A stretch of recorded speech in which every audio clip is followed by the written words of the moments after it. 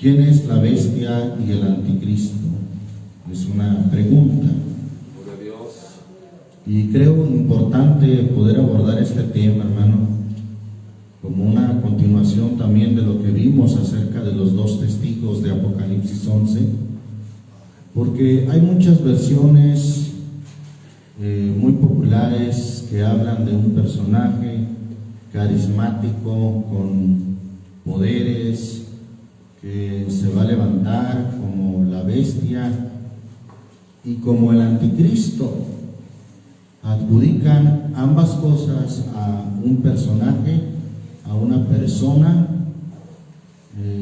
dicen ellos de origen judío, y que va a surgir como el anticristo y como la bestia.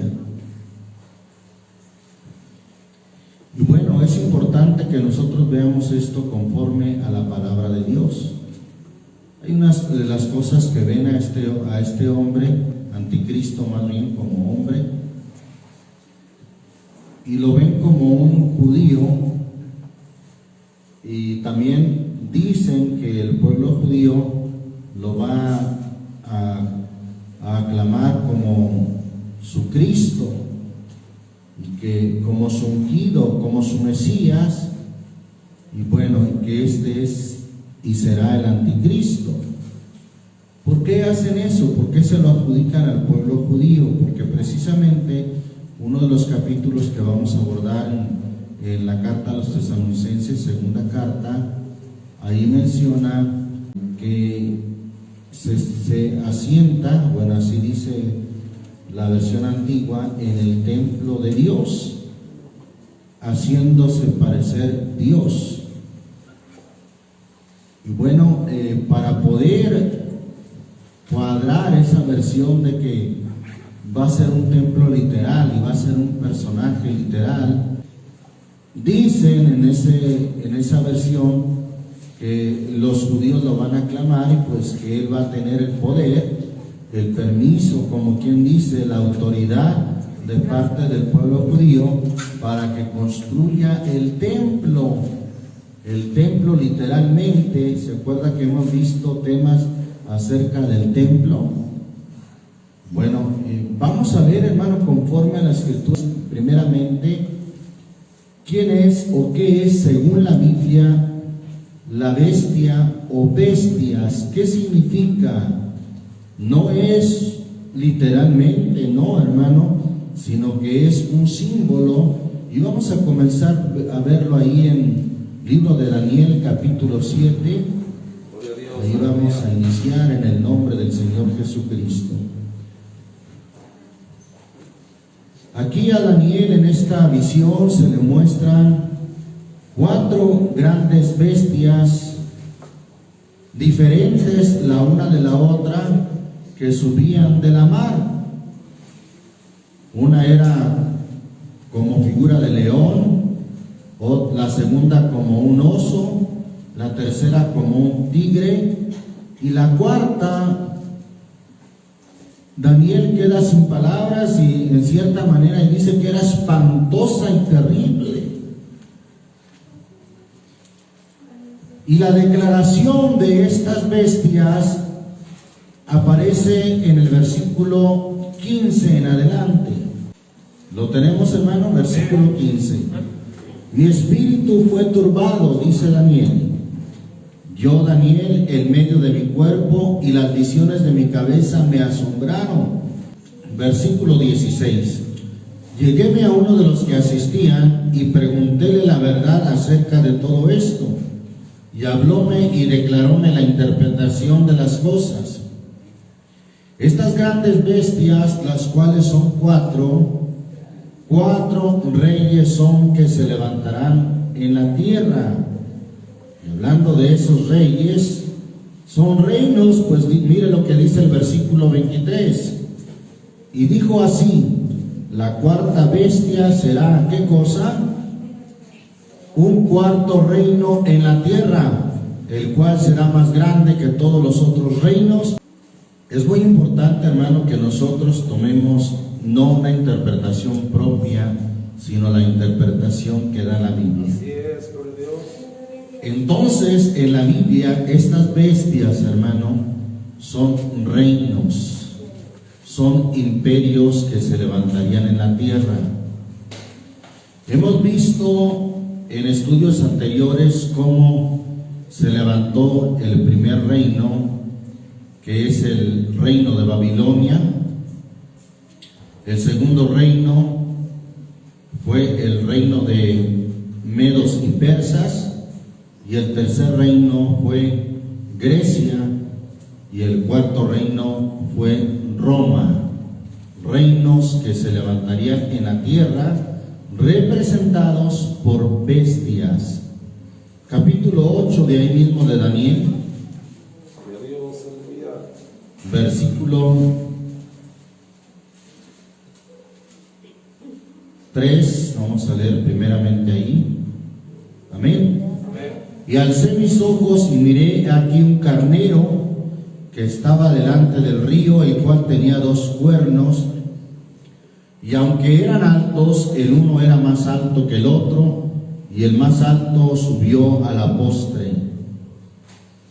Vi que el carnero hería con los cuernos al poniente, al norte y al mediodía o al sur, y que ninguna bestia podía parar delante de él, ni había quien escapase de su mano, y hacía conforme a su voluntad y engrandecíase.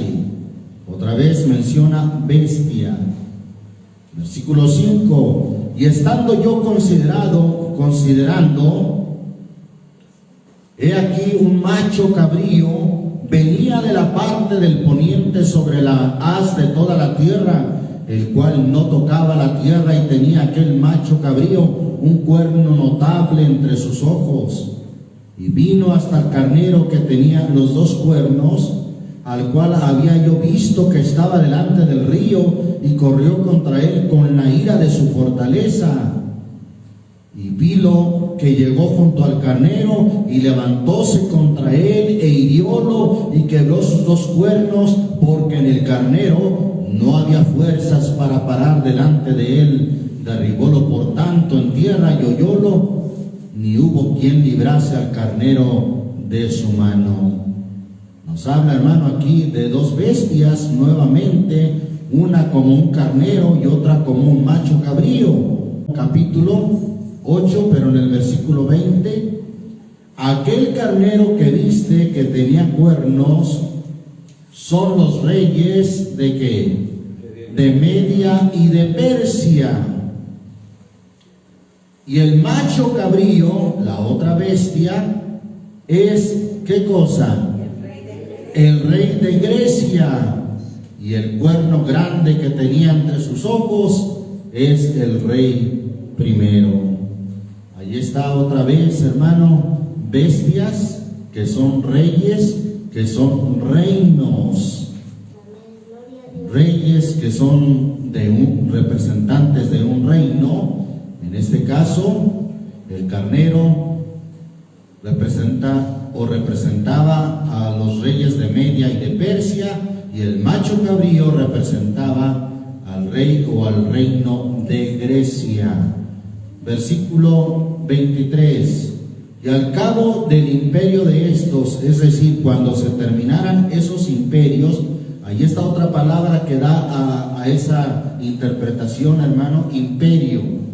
Al cabo del imperio de estos, cuando se cumplirán los prevaricadores, levantaráse, ¿qué cosa? Un rey, es decir, un gobierno, hermano, un rey. Hoy en día se les llama presidentes, primer ministro, pero habla de un rey altivo de rostro y entendido en dudas, y su poder se fortalecerá, mas no con fuerza suya, y destruirá maravillosamente y prosperará, y hará arbitrariamente, y destruirá fuertes y al pueblo de los santos. Ese rey, hermano, o ese reino que se le ha dado el poder, como dice también la Escritura en el capítulo 7, versículo 25, que fueron entregados los santos del Altísimo en mano de ese reino. Y hay un reino, hermano, que en los primeros 3 siglos de nuestra era persiguió a los santos. Muchos de ellos fueron muertos en el Coliseo de Roma y de distintas maneras fueron sacrificados. ¿Sabe cuál es ese reino, verdad, hermano?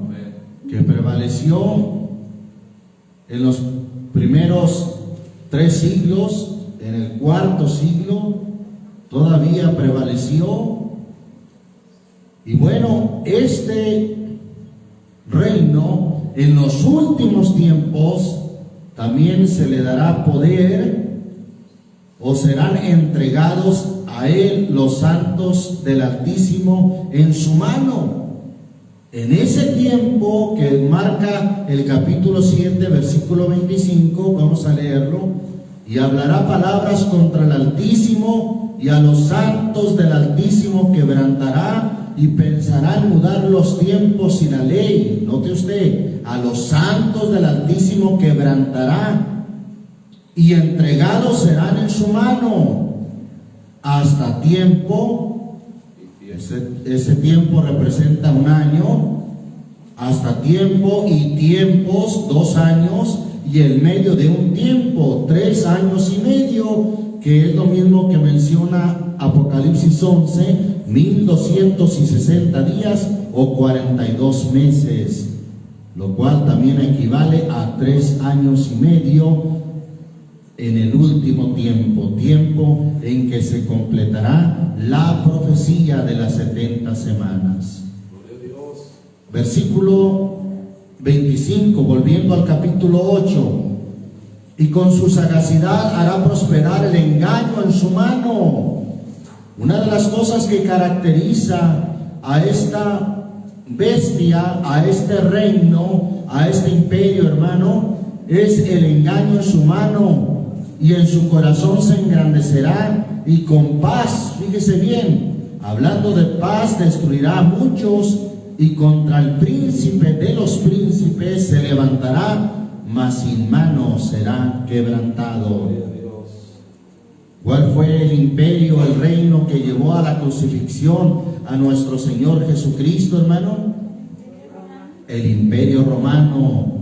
Contra el príncipe de los príncipes se levantará. Bien, bestia, hermano, entonces son reinos, y la cuarta bestia, hermano, es un cuarto reino, es el imperio romano. Vamos ahí, hermanos, a Apocalipsis 13. Vamos a Cristo. Apocalipsis capítulo 13. Bendito es el nombre del Señor Jesús. Leemos el versículo 1 al 4. Y yo me paré sobre la arena del mar, y vi una bestia subir del mar que tenía 7 cabezas y 10 cuernos, y sobre sus cuernos 10 diademas, y sobre las cabezas de ella nombre de blasfemia. Y la bestia que vi era semejante a un leopardo, y sus pies como de oso, y su boca como boca de león.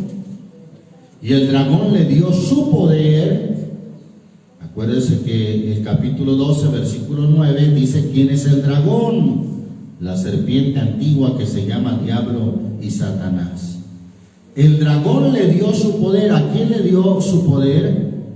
A esta bestia, que es un reino, y que precisamente, hermano, es el cuarto reino. El dragón le dio su poder y su trono y grande potestad. Por eso, hermano, el Señor le dijo a la iglesia de Pérgamo en su mensaje: porque yo sé dónde moras, dónde está la silla de Satanás. Y es que ahí, hermano, esa silla, ese trono de ese imperio, el dragón le dio su poder y su trono al cuarto reino y grande potestad. Versículo 3: y vi una de sus cabezas como herida de muerte, y la llaga de su muerte fue curada, fue sanada, y se maravilló toda la tierra en pos de la bestia. Ahí está el Imperio Romano. Aparentemente fue herido de muerte, se acabó el Imperio Romano. Precisamente, si usted ve la enciclopedia, en el año 476 de nuestra era colapsa el Imperio Romano. En ese tiempo, hermano, el último emperador romano de Occidente, Rómulo Augustulo, fue quien fue derrocado, y con ello, según la historia, termina ese imperio, Roma. Y bueno, alguien dirá, ahí está, hermano, el imperio de Roma no puede ser, porque el imperio de Roma se terminó, se acabó. Pero ¿sabe qué, hermano? Y usted lo puede constatar en la historia misma. El imperio de Roma siguió bajo el amparo o bajo la máscara o bajo la cobertura religiosa de una iglesia con poder, con dominio, que en toda esa zona o en el mundo conocido de aquel entonces, en Europa, en Occidente, Roma, a través de sus jerarcas eclesiásticos, Roma, a través de su cobertura religiosa, siguió teniendo la misma autoridad, hermano, poniendo reyes, quitando reyes, siendo dueños absolutos de las tierras. Ellos decidían a quién le daban tierras, a quién le quitaban. Ellos decidían quién se ponía como rey y quién se quitaba. Entonces, hermano, visto desde esa manera, el Imperio Romano no terminó, sino que siguió, pero con una cobertura religiosa, con una vestimenta religiosa, vamos a llamarlo así, ¿verdad? Disfrazado religiosamente. Y para que usted se dé cuenta, hermano, eso trascendió aún aquí en México. Cuando se proclamó la independencia de nuestro país en 1821, si usted ve, hermano, dónde se hizo la ceremonia de independencia cuando se coronó al emperador Agustín Iturbide, después de la independencia, es después que se libraron de España, precisamente donde se hizo la coronación del primer emperador Agustín de Iturbide fue en la catedral, en la Catedral Católica de la Ciudad de México. ¿Y quién hizo la coronación? Los obispos. Los obispos de esa iglesia popular que mantuvo dominio también en nuestro país, y de hecho ha seguido manteniendo dominio. Ellos fueron los protagonistas de la dichosa independencia, que la podremos llamar, según la historia, independencia entre comillas, porque se zafaron de España, del gobierno de España, pero en realidad el pueblo de México no tuvo una verdadera libertad, una verdadera independencia. Bien, de esa manera, hermano, es como ha seguido el Imperio Romano teniendo poder, teniendo dominio, a través, hermano, de esa, podemos decir, máscara religiosa con la cual ha seguido actuando. Mire lo que dice el versículo 11. Ahí está escrita la máscara religiosa con la cual ha seguido actuando el Imperio Romano. Después vi otra bestia que subía de la tierra y tenía 2 cuernos, oiga bien, semejantes a los de un cordero, mas hablaba como un dragón. O sea, con una apariencia de inocencia. ¿Quién fue llamado, hermano, el Cordero de Dios que quita el pecado del mundo? Nuestro Señor Jesús. Quiere decir que esta bestia, que este imperio, surge ahora con una apariencia de piedad, surge ahora con una apariencia de ser el mismo Cristo, semejante a un cordero. Pero note el contraste que marca ahí la Escritura, mas cuidado, hablaba como un dragón. ¿Y cómo habla un dragón? O en este caso el dragón, la serpiente antigua que se llama Diablo y Satanás, hermano. Hemos dicho que no habla vociferando, diciendo blasfemias, obscenidades. No, la Biblia dice que es mentiroso y padre de mentira. Esa forma de hablar del dragón es con mentira, aunque aparece con cuernos como de un cordero, parece como inocente. Cuidado, porque habla como un dragón, con mentira. Versículo 12, y ejerce todo el poder de la primera bestia. ¿Se da cuenta, hermano? Está aliada completamente con la cuarta bestia. Es parte de la cuarta bestia, podemos decirlo así. Porque dice el versículo 12, y ejerce todo el poder de la primera bestia en presencia de ella, y hace a la tierra y a los moradores de ella adorar la primera bestia, cuya llaga de muerte fue curada. Pues esta segunda bestia que aparece con cuernos como de cordero, le ayuda, hermano, a que esa llaga de muerte fuese sanada.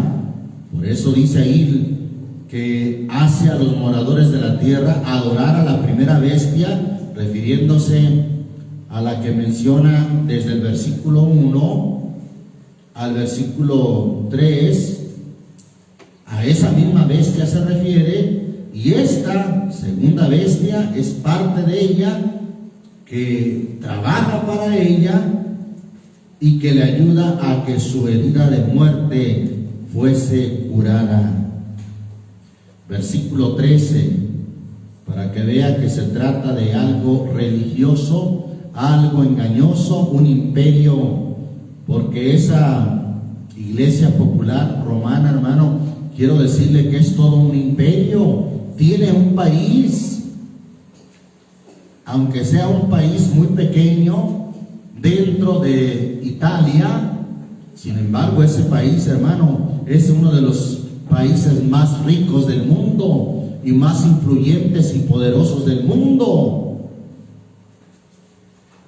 Versículo 13 dice, y hace grandes señales de tal manera que aún hace descender fuego del cielo a la tierra delante de los hombres. Señales, hermano. Versículo 14, engaña a los moradores de la tierra. ¿Por qué? Por las señales que le ha sido dado a hacer en presencia de la bestia, mandando a los moradores de la tierra que hagan la imagen de la bestia que tiene la herida de cuchillo y vivió. Ahí está, hará prosperar el engaño en su mano, como dice allá Daniel 8:25. Hará prosperar el engaño en su mano. Aquí dice, engaña a los moradores de la tierra, porque ¿sabe qué? Habla como dragón, como el dragón, con mentira, con engaño, con cuernos como de cordero, haciéndose parecer como un cordero, hermano. Bien, ahí está esta segunda bestia, hermano. Por cierto, hermano, aparece en una figura paralela en el capítulo 17 como una mujer ramera, la madre de las abominaciones o de las fornicaciones y abominaciones de la tierra. Luego, en el capítulo 19 de ahí mismo de Apocalipsis, nos dice en el versículo 20: y la bestia fue presa, y con ella el falso profeta. ¿Quién es ese falso profeta?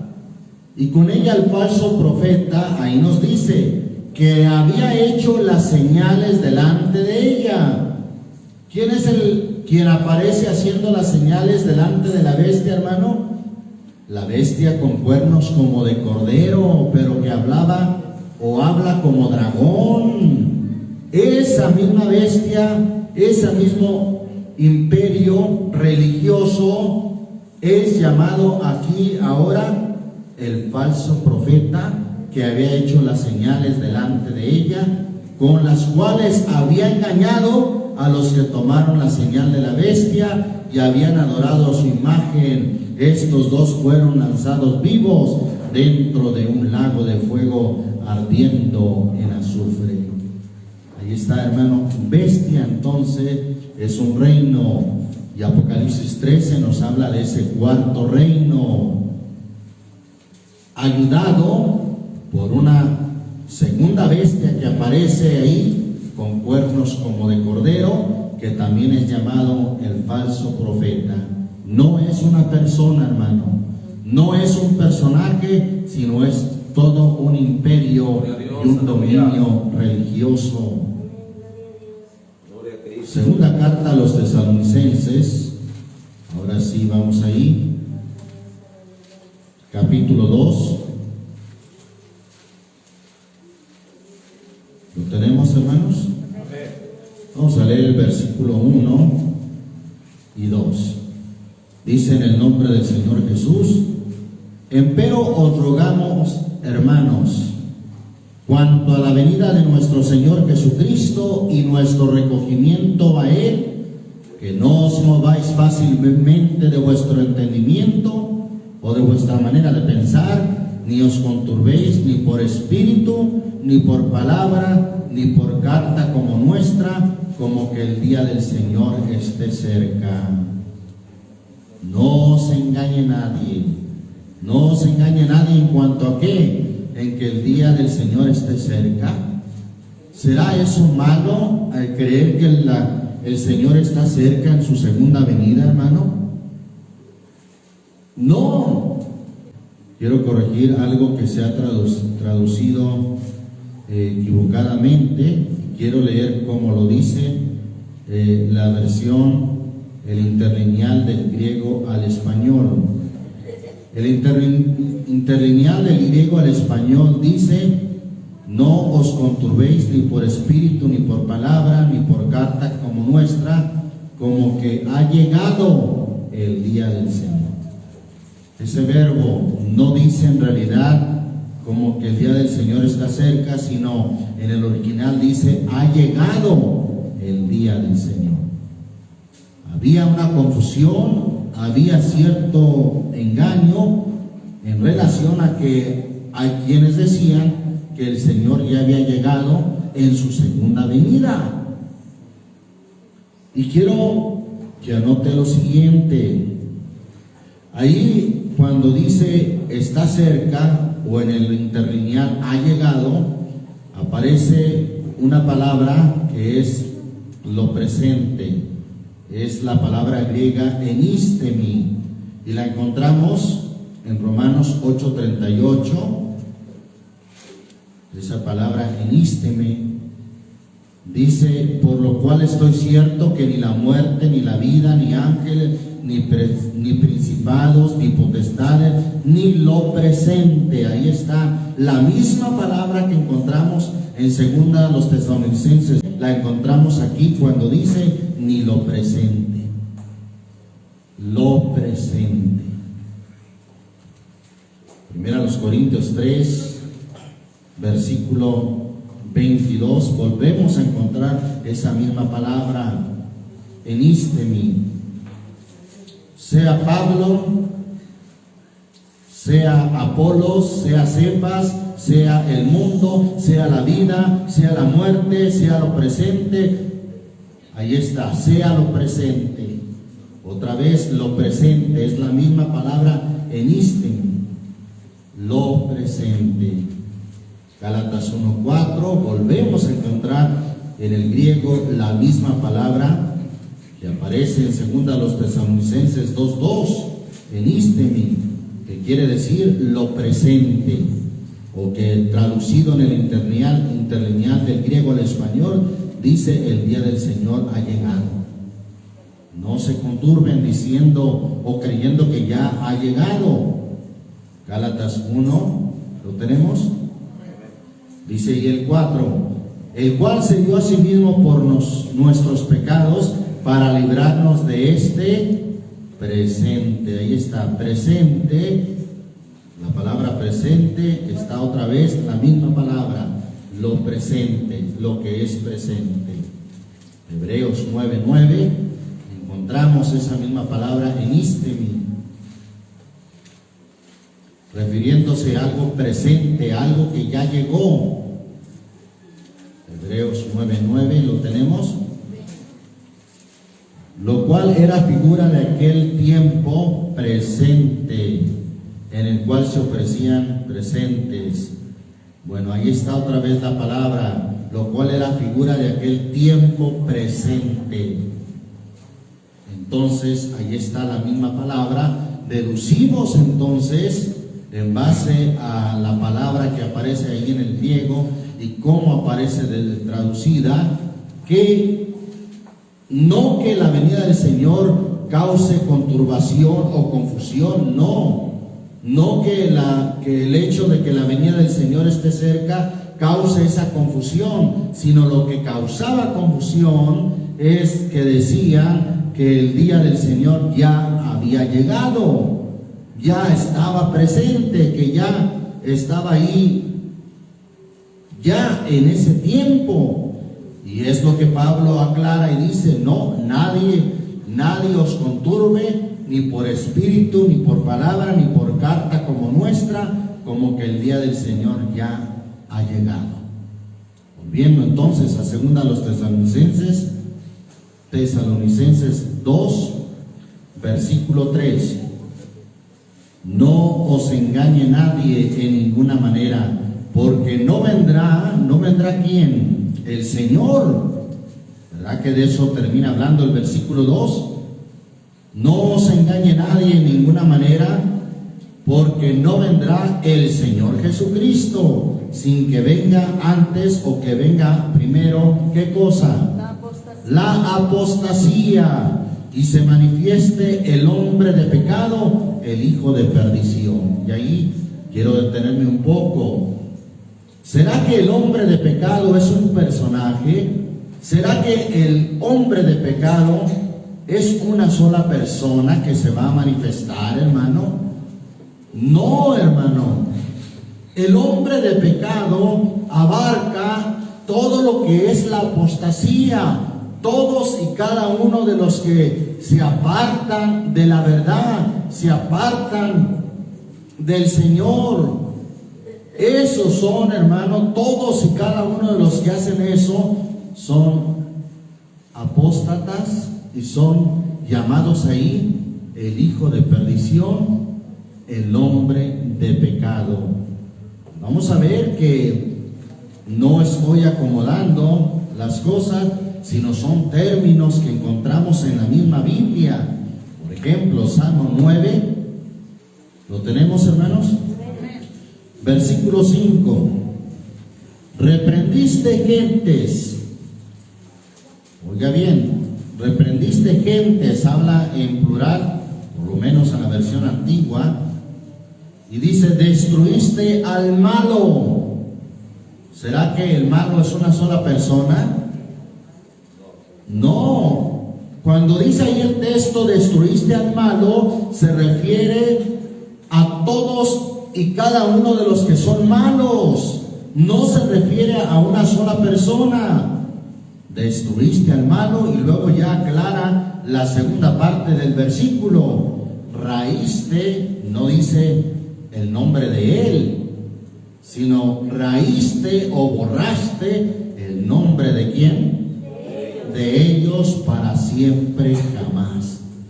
Aunque dice raíste al malo, no se refiere a una sola persona, sino se refiere a ellos, a un conjunto, se refiere en plural, realmente se refiere a todos y cada uno de los que son malos. Encontramos ese término en muchas escrituras, pero vamos a ver otro, ahí en Isaías 55. Isaías 55, versículo 7. Deje el impío su camino, y el hombre inicuo sus pensamientos. ¿Será que el texto se está refiriendo a una persona porque dice hombre inicuo?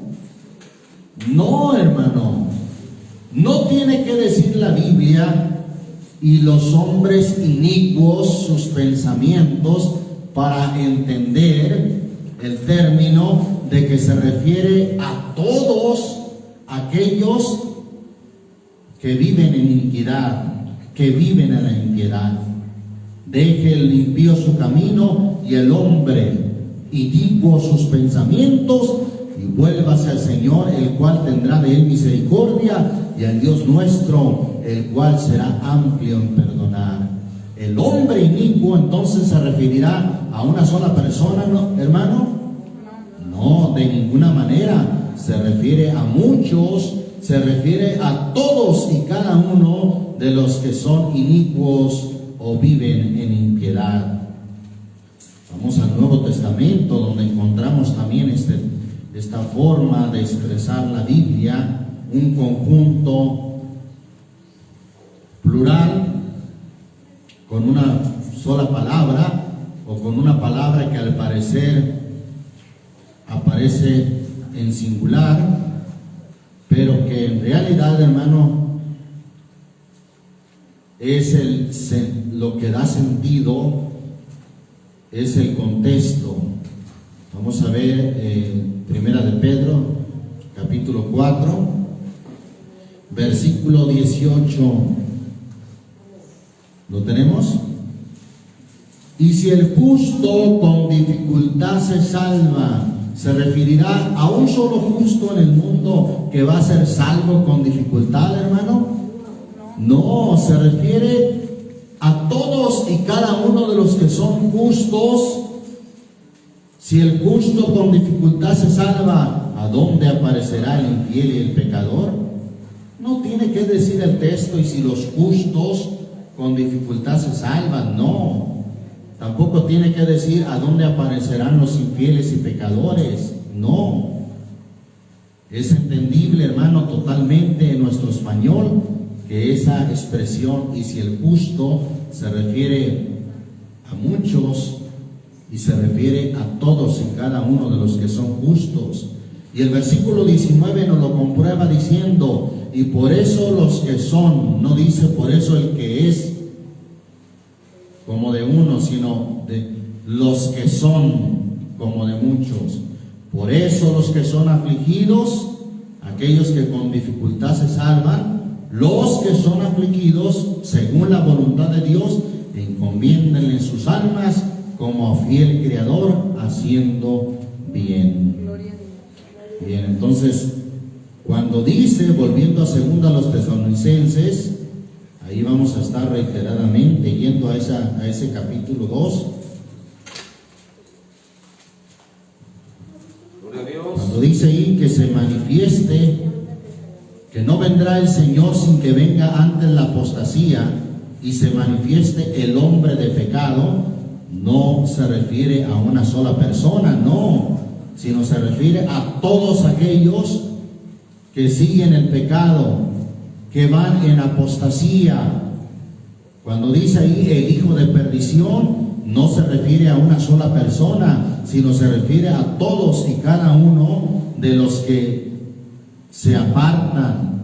Apostasía, eso es apartarse. Versículo 4. Oponiéndose y levantándose contra todo lo que se llama Dios o que se adora. Eso es apostasía, hermano. Ahora, alguien que se aparta, se opone, se levanta contra todo lo que se llama Dios o que se adora. Tanto que se asiente, dice la versión antigua, asiente. Tanto que se asiente en el templo de Dios como Dios, haciéndose parecer Dios. La palabra asiente, hermano, le leo unas definiciones. Dice, establecer o fijar principios o bases sobre las que se consolida algo inmaterial. También otra definición de asentar, con la A al principio, dice colocar a alguien en determinado lugar en señal de posesión de algún empleo o cargo. Ahí está la palabra que también se traduce como establecerse, la palabra griega katsizo, establecerse. Entonces no se habla literalmente, hermano, en realidad de sentarse en un templo literal, no, hermano, sino se habla, hermano, de establecer o fijar principios o bases, en este caso, hermano, sobre lo que es el templo de Dios. ¿Y qué es el templo de Dios? ¿O quién es el templo de Dios? Ya hemos dicho, hermano, en Mateo capítulo 24, versículo 1 y 2, que el Señor fijó el fin de aquel templo material, de aquel edificio que tenía el pueblo de Israel.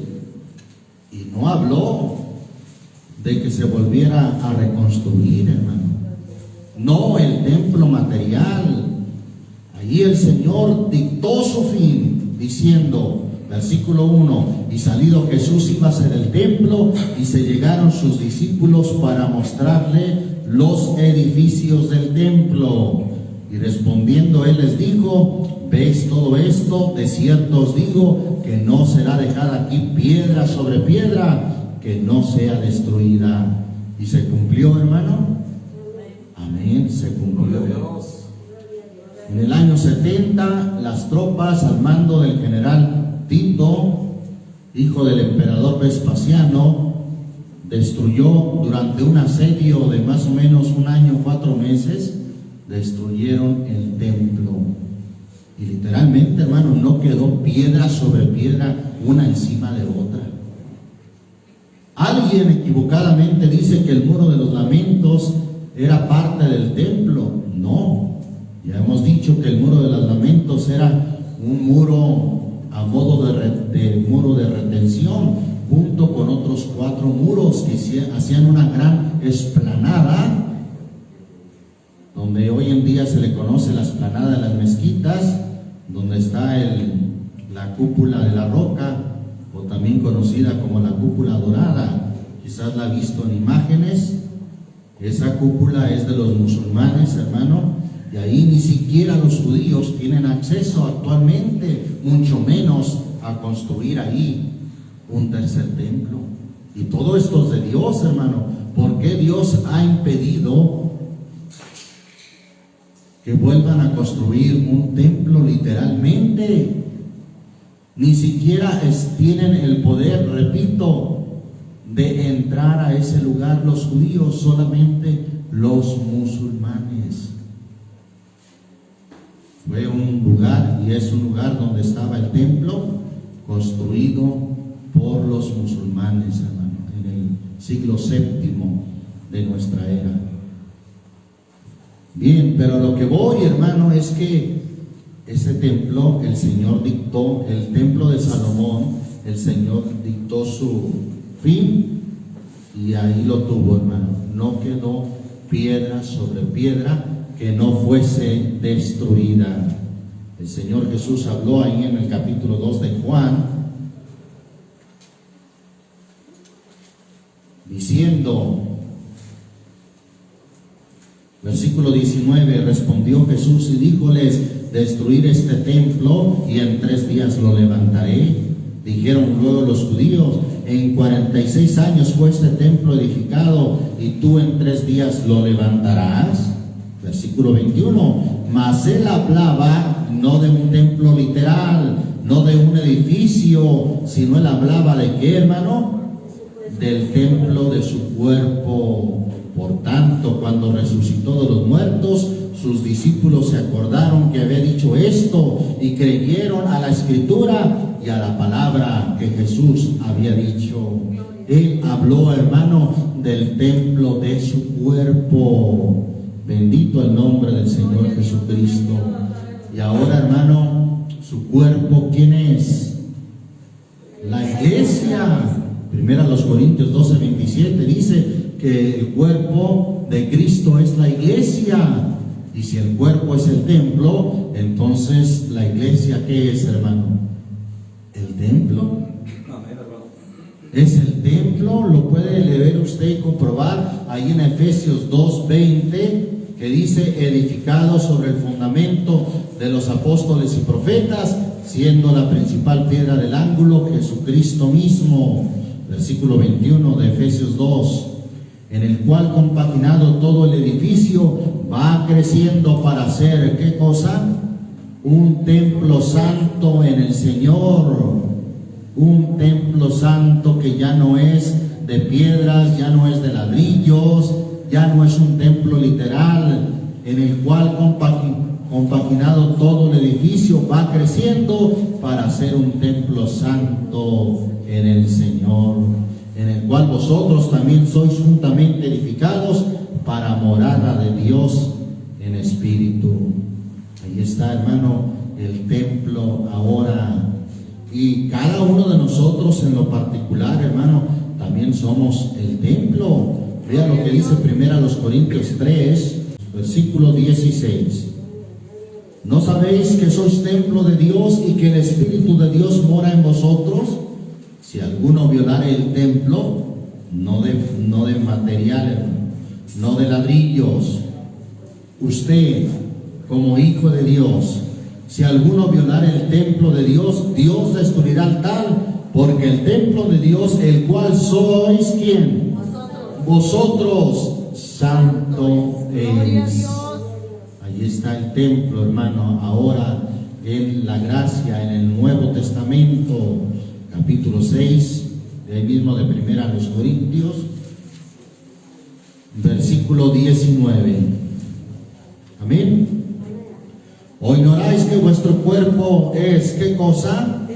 Templo del Espíritu Santo, el cual está en vosotros, el cual tenéis de Dios, y que no sois vuestros? Entonces, hermano, en la gracia, los escritores sagrados en el Nuevo Testamento ya no hablan en absoluto de volver a construir un templo de piedra, de ladrillo. No. Ahora el templo, hermanos, somos nosotros, la iglesia en su conjunto, pero también cada uno de nosotros somos el templo. ¿Y cómo se entiende entonces el versículo de 2 Tesalonicenses 2?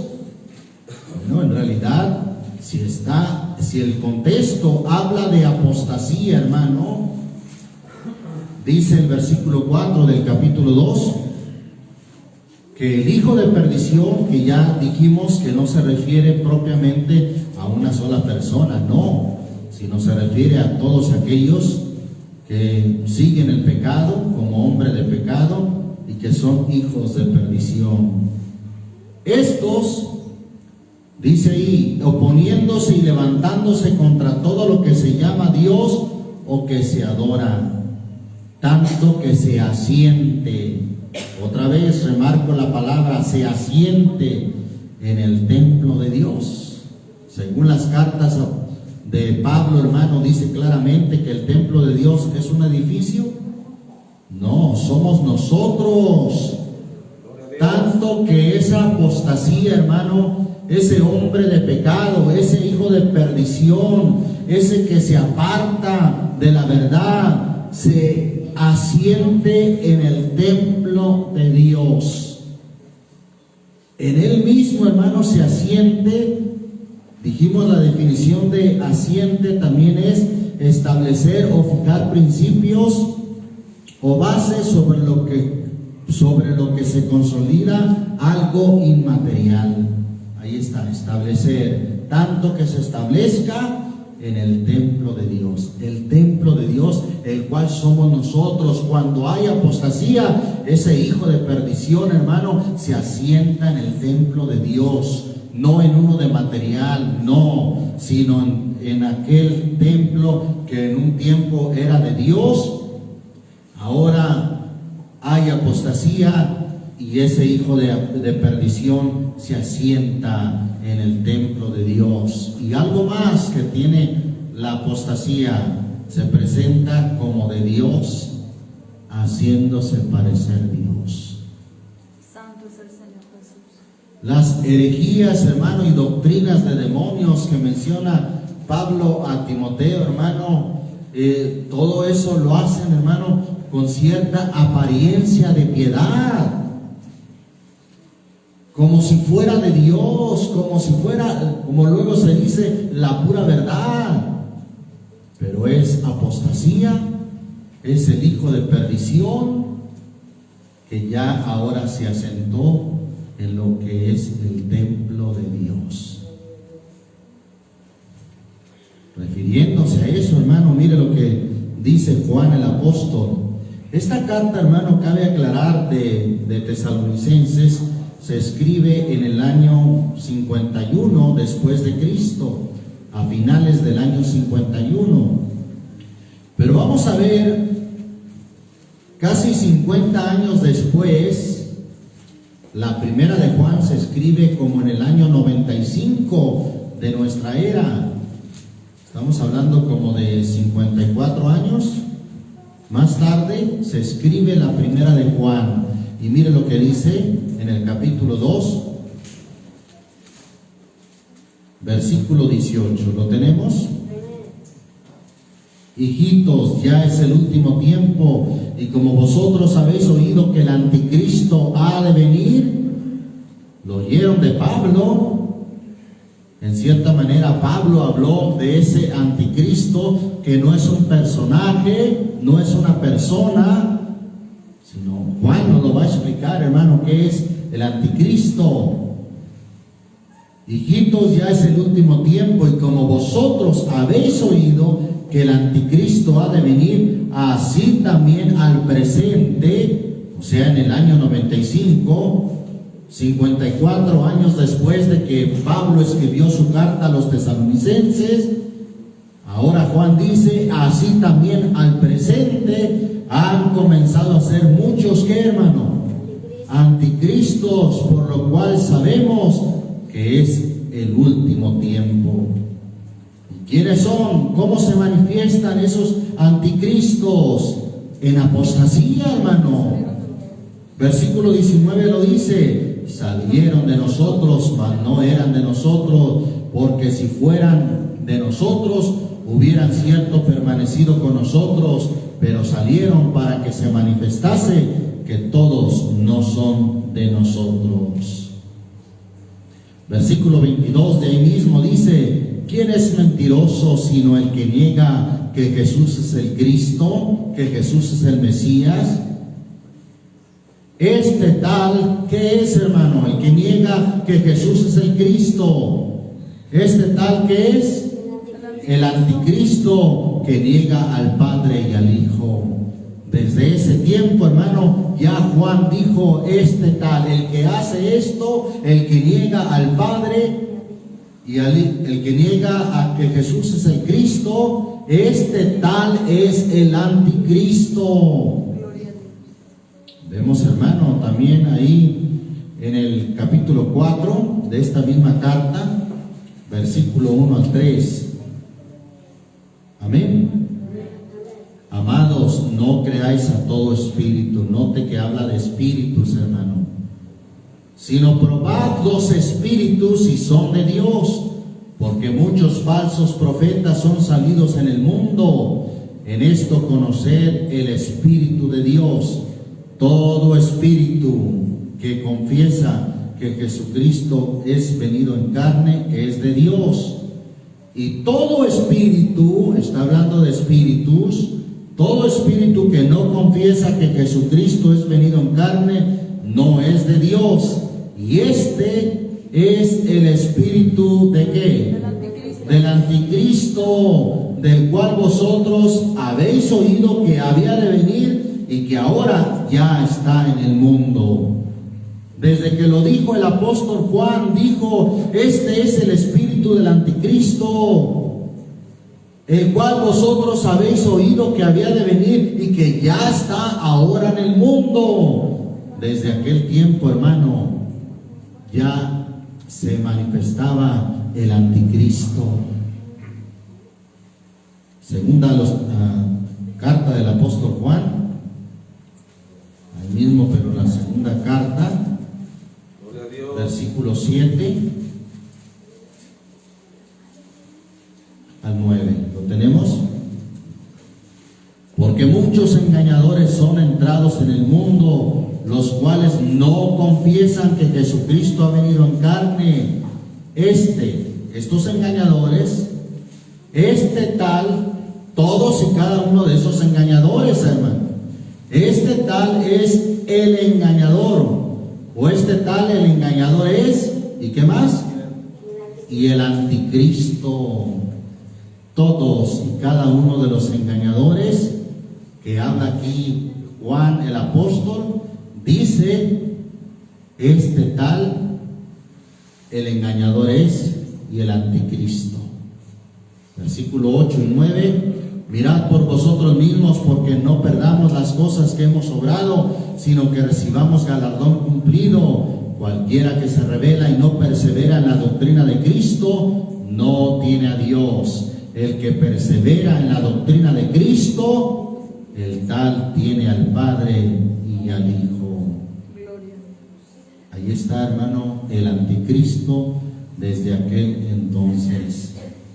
Pero ¿qué pasa, hermano? Que el diablo hoy en día engaña a muchos que están esperando a un personaje, a una persona carismática, hasta con superpoderes, que va a dominar el mundo y al cual le llaman la bestia y le llaman el anticristo.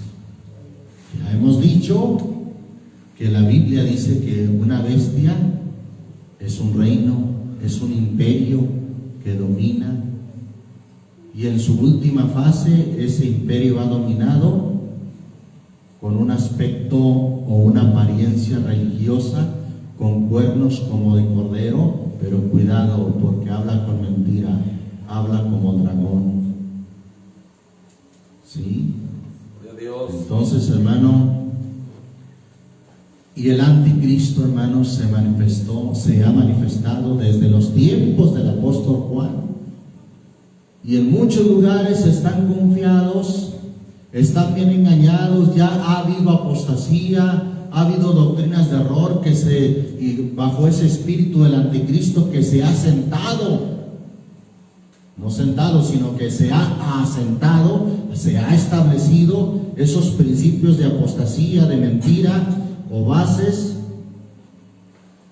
se han consolidado en aquellos que han apostatado. En lo que era un templo de Dios, hermano, se ha asentado la apostasía, se ha asentado el espíritu del anticristo. Apostasía, engaño, se ha asentado el espíritu del anticristo, y están engañados, que están en la verdad y que están esperando que el anticristo sea una persona. Ahí radica el engaño hoy en nuestros días, hermano. Entonces, sin embargo, la palabra de Dios nos dice, ya está, desde que Juan lo dijo, el espíritu del anticristo. Terminamos leyendo ahí nos quedamos según a los Tesalonicenses, Versículo 5. ¿No os acordáis que cuando estaba todavía con vosotros os decía esto? Y ahora vosotros sabéis lo que impide para que a su tiempo se manifieste. ¿Qué cosa? La apostasía. ¿Qué es, hermano, lo que impide? Se refiere a aquellos hermanos que estaban firmes y que impedían que se manifestase apostasía. El versículo 15 habla de los hermanos que estaban firmes. Así que, hermanos, estad firmes y retener la doctrina que habéis aprendido, sea por palabra o por carta nuestra. Mientras que los hermanos se mantengan firmes en la doctrina, evitarán, hermano, que se manifieste apostasía en sus vidas. Amén. Versículo 7 dice: porque ya está obrando el misterio de iniquidad, solamente espera hasta que sea quitado de en medio el que ahora impide. ¿Quién? Pues aquel que está firme en la doctrina, aquel que retiene la doctrina, es el que impide que se manifieste el hombre de pecado, que se manifieste la apostasía.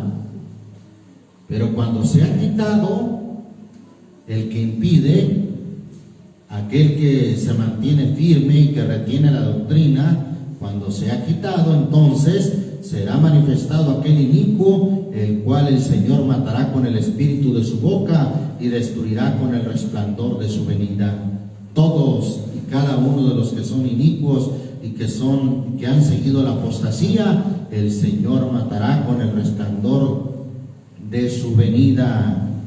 Versículo 9: aquel inicuo, repito, no se refiere a una sola persona, sino se refiere a todos y cada uno de los que son inicuos.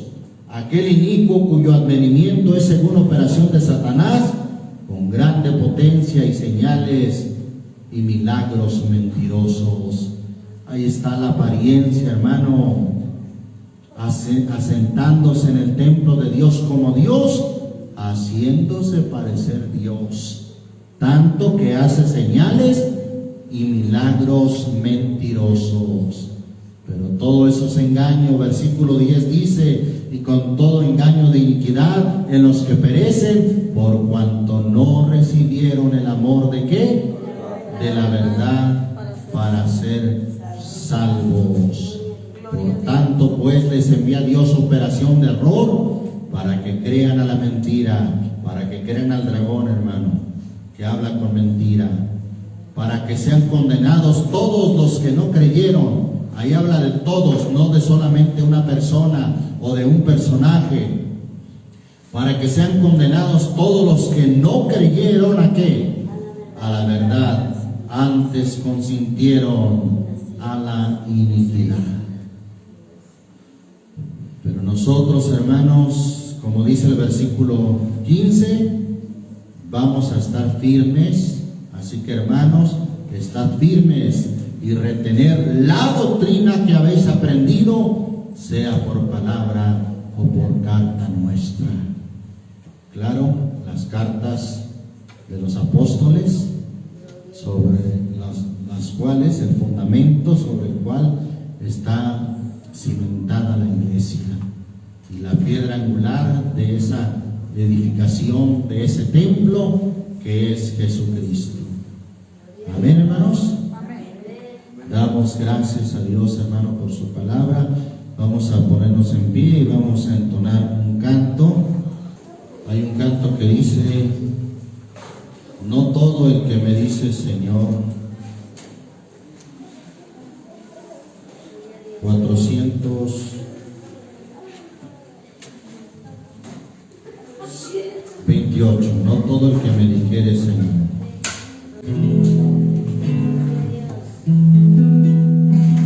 Es fácil caminar